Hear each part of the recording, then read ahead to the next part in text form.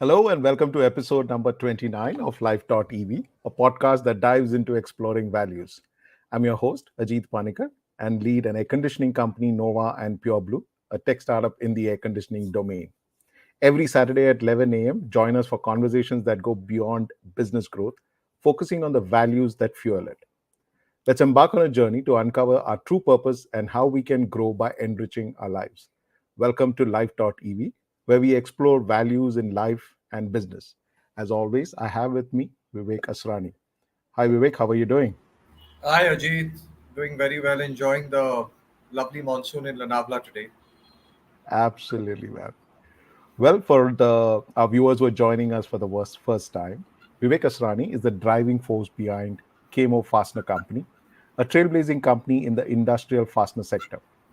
What sets Vivek apart is his deep engagement with the exploration of values. For close to 4 years, he has dedicatedly penned his reflections on this topic every week. These insightful thoughts are accessible on his website, vivekasrani.com. Additionally, Vivek has authored the book One Day at a Time Reflections from Times of Silence, which further delves into his journey and insights. This thought provoking read is available on his website and on Amazon, offering readers a chance to engage with his profound understanding of values and their role in both personal and professional lives. In today's episode of Life.TV, we're delving into the topic worrying is a useless emotion. Over to you, Vivek. Let's hear your reflection on this. Yeah, so actually, when I wrote the emotion, Ajit, I used a very strong word in terms of useless. I could have very nicely said that worrying is an unnecessary emotion, and don't worry, and why should we worry? And but I said no. I want to come across a little strong on this because I truly and honestly believe that it's a useless emotion. And why do I say that? On a serious note, look, the three aspects of worrying. One is it belongs to the future. We always worry about something that has yet not happened. If the event had already occurred in our life, then we wouldn't worry, then the emotion would be different. I'll give a very strong example just to demonstrate the principle. When someone is very unwell, we worry. When someone is critically ill in the ICU, we worry.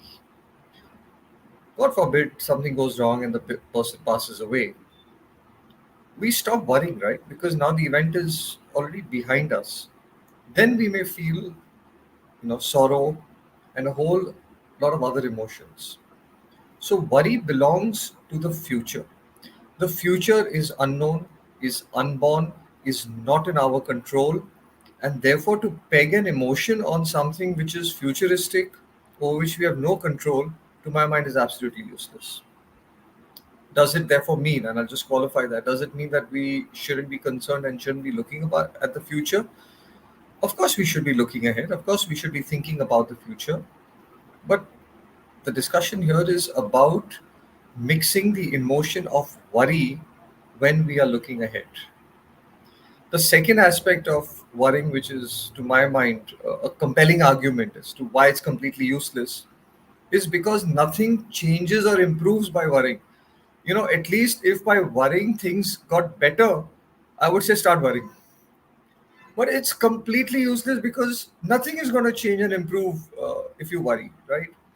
So, I mean, imagine a student is preparing for an exam and is constantly getting worried about, how he or she will do in the paper. The parent is going to say, listen, by worrying, you're not going to get better marks. Yeah, if you're going to top the university by worrying, then please stay up all night and worry, which of course is a silly argument. So obviously, it's completely useless to worry because it doesn't change anything. And the third, to my mind, most important, worrying compromises our ability to give our best. So when we are worried, so obviously we are faced with a situation which is testing, is challenging, of concern. Sometimes you don't have the answers, which is why we are worried. Okay, and it's natural, it's human. At that point of time, we really need to give our 100% and we need to give our best. Worrying is a negative emotion which interferes with the free flow of our dynamic ability to give our best.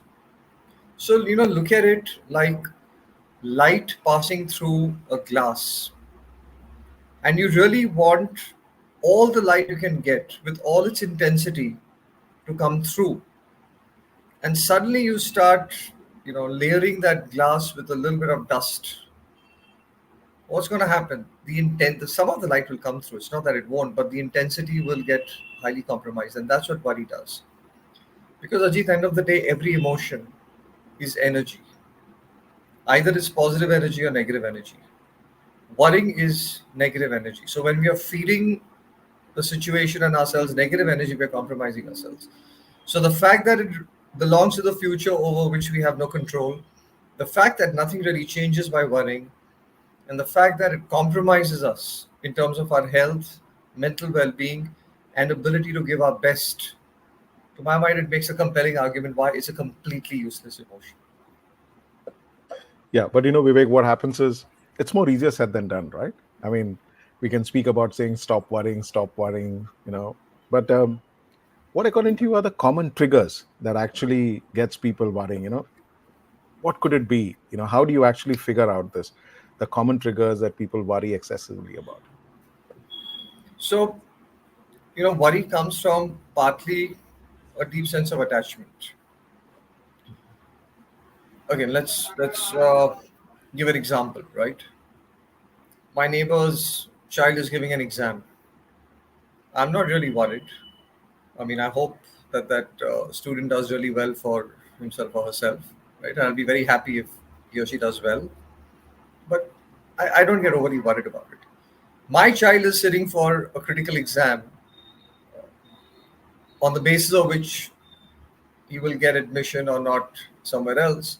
So as a parent, I start worrying. Now, what's the difference? I'm not the one giving the exam. In one case, I'm not worried. In the other case, I'm worried. The exam is being given by students outside of me giving the exam. Is my relationship with the person who's giving the exam. So it's my attachment to my son that makes me worry. So one root of worry is in attachment.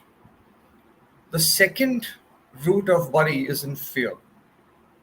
The fact that we are worried means in our mind there is the possibility of an outcome which is unfavorable, undesirable, and could have an adverse impact on our lives. That fear triggers off the worry.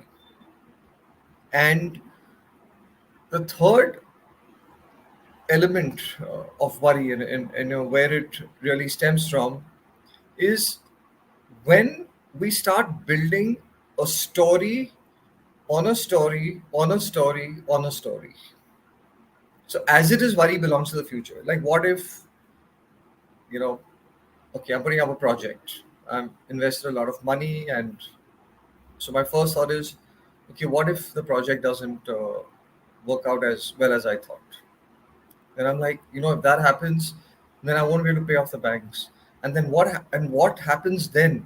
Oh, then I'll have to do this. Oh, and then this will happen, and then that could lead to that, and we just work ourselves up so much internally that it just kind of clouds our judgment and compromises us.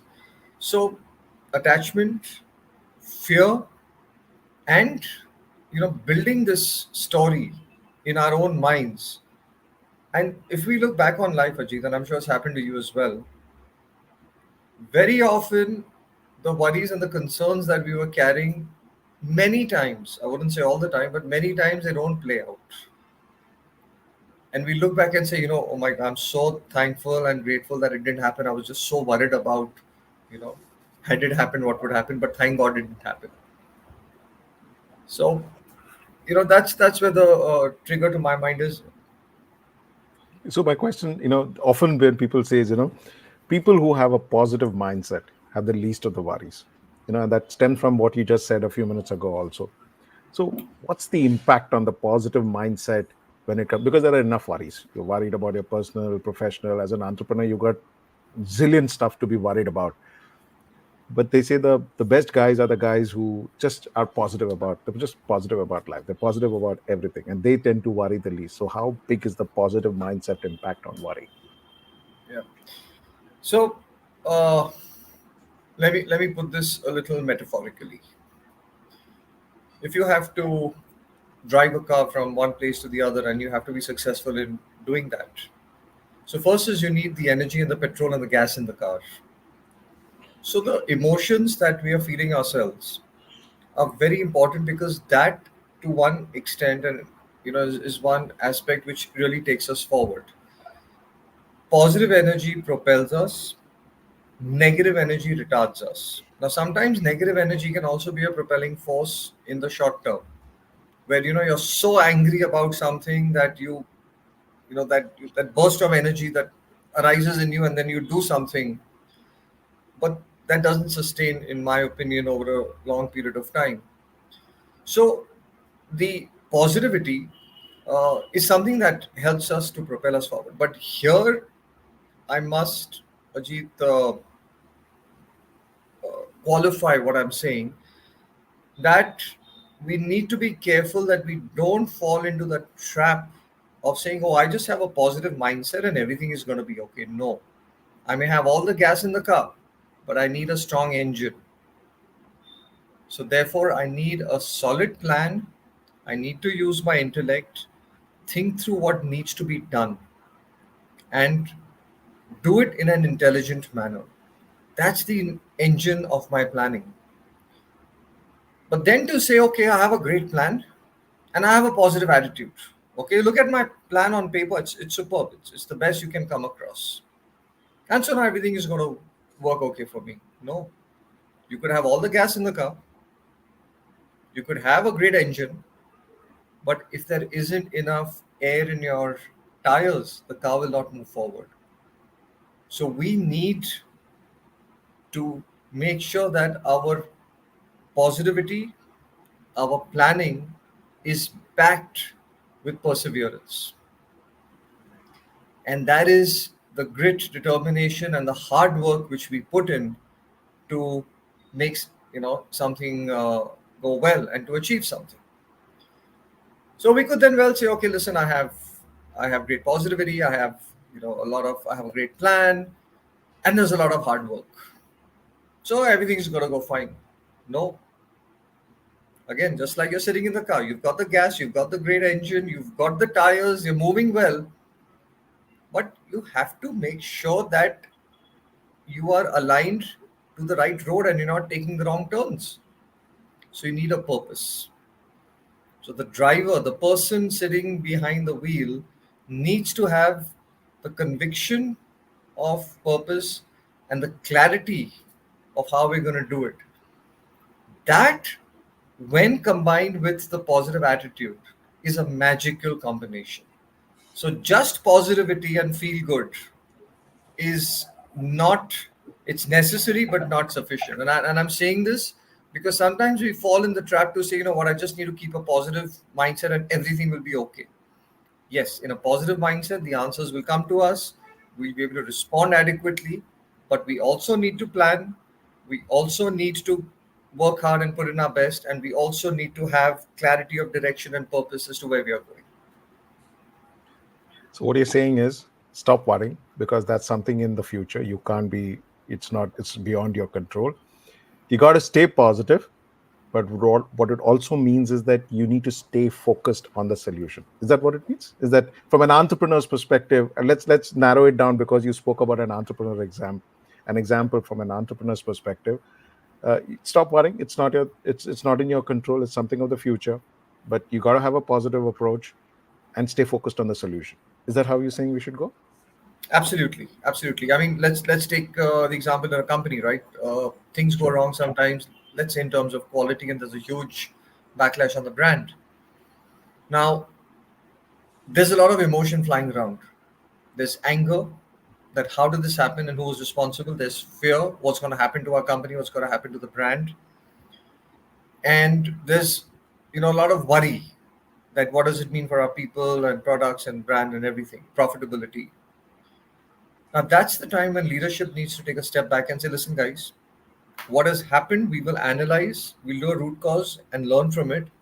But right now, we need to focus on what is the solution and how do we get ourselves out of this.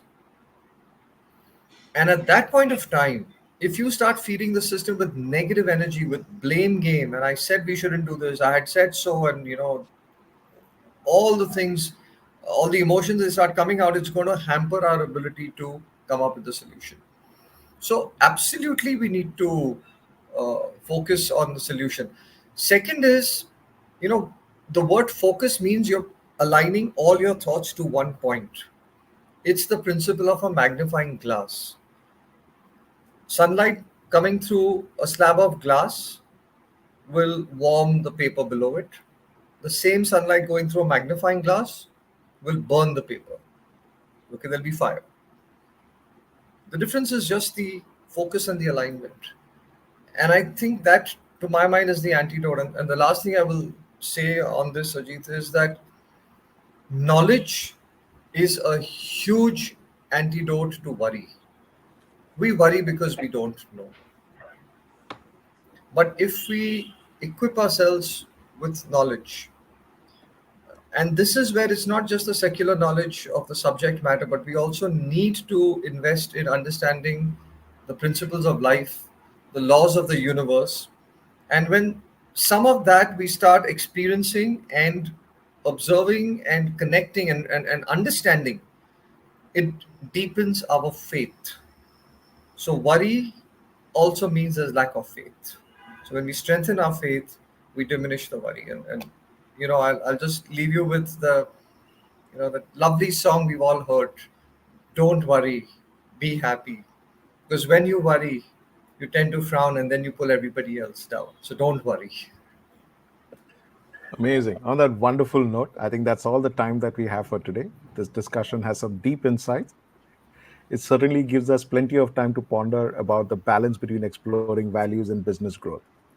We're going to encourage you to not just keep these ideas to yourself. Share this episode with your friends, colleagues, and family and ask them, what do you think? Spark a conversation and see where it leads.